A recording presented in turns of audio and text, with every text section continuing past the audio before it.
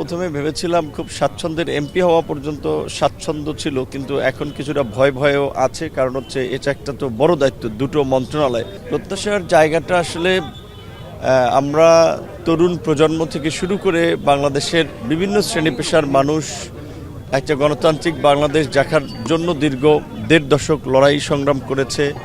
অসংখ্য মানুষ এই লড়াই সংগ্রাম করতে গিয়ে তাদের প্রাণ হারিয়েছে, পঙ্গুত্ব বরণ করেছে। তাদের ত্যাগ এবং সংগ্রামের ফলে আজকের আমরা নতুন বাংলাদেশ পেয়েছি, যে বাংলাদেশে আমাদের আজকে সরকারের নেতৃত্ব দিচ্ছেন জনাব তারেক রহমান। তিনি আমার প্রতি দুটো দায়িত্ব দিয়েছেন, শ্রম কর্মসংস্থান এবং প্রবাসী কল্যাণ ও বৈদেশিক কর্মসংস্থান বিষয়ক মন্ত্রণালয়। আমি যেন শহীদের আত্মত্যাগের কথা মাথায় রেখে যেন সততার সাথে নৈতিকতার সাথে আমার দায়িত্ব পালন করতে পারি, আমি দেশবাসীর কাছে সেই দোয়া চাই।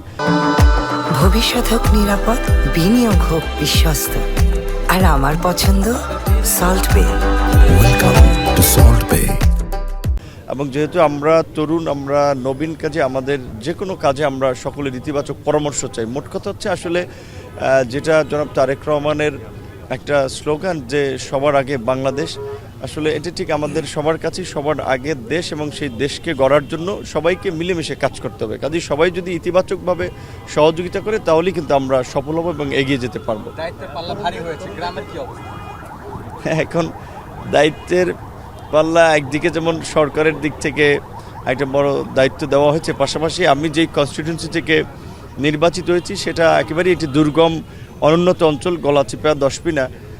সেখানকার মানুষের উন্নয়নের কথা বলেই তো আমি আসলে ভোট নিয়েছি বা ভোট পেয়েছি, তাদের সমর্থনটা পেয়েছি। সুতরাং ভোটারদের বা নির্বাচনী এলাকার প্রতি তো একটা বিশেষ দায়বদ্ধতা থাকবেই।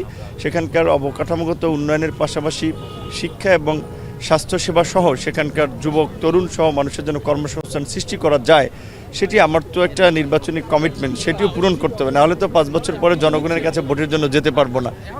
প্রথমত হচ্ছে ধরেন আমার তো স্পেসিফিক কাজের দুটো ক্ষেত্র আছে, একটা শ্রম কর্মসংস্থান মন্ত্রণালয়, একটা প্রবাসী কল্যাণ ও বৈদেশিক কর্মসংস্থান মন্ত্রণালয়। আমার কাজের ফোকাস প্রথমে এই দুটো মন্ত্রণালয় দিতে হবে, তারপরে ক্যাবিনেটে কিংবা সরকার প্রধানকে সামগ্রিক বিষয়ে আমরা একটা পরামর্শ মতামত দিতে পারবো। তো আগে নিজের মন্ত্রণালয়ের কার্যক্রমটাতে একটু মনোযোগ দিই, তারপরে ওভারঅল অন্যান্য বিষয়ে আমাদের যেখানে মতামত দেওয়ার সুযোগ থাকবে, কাজ করার সুযোগ থাকবে, সেই বিষয়ে আমরা কাজ করব, পদক্ষেপ নেব। অনুভূতিটা তো প্রথমে ভেবেছিলাম খুব স্বাচ্ছন্দ্যের এমপি হওয়া পর্যন্ত স্বাচ্ছন্দ্য ছিল, কিন্তু এখন কিছুটা ভয়ও আছে। কারণ হচ্ছে এটা একটা তো বড় দায়িত্ব, দুটো মন্ত্রণালয়। ধরেন আমি প্রথমে চিন্তা করছি যে আমাদের দেখা যায় প্রতি বছর ঈদ এবং কোরবানির সময় কিন্তু শ্রমিকদের বিভিন্ন প্রতিষ্ঠান বেতন না দেওয়াতে একটা আন্দোলনের ট্রেন্ড থাকে। তো এখন আমরা তো শুরুর দিকে দায়িত্ব নিয়েছি, কাজে এবার কি হয় জানি না। তো এখন আমি সবসময় তো সাধারণ মানুষের জন্যই কথা বলেছি, তাদের অধিকার নিয়ে আন্দোলন সংগ্রাম করেছি, তাদের জন্যই বলা চলে জীবনের যত ত্যাগ স্বীকার করেছি। তো এই মানুষদের জন্য কী করতে পারবো না পারবো এটা নিয়ে একটু ভয়। তো আশা করি আমার প্রতি সবার একটা ইতিবাচক দৃষ্টিভঙ্গি আছে, দোয়া আছে, পারবো যে কোনো চ্যালেঞ্জ মোকাবেলা করি ইনশাল্লাহ। আমাকে যে দায়িত্ব দেওয়া হয়েছে সেটা আমরা সফল করতে পারবো।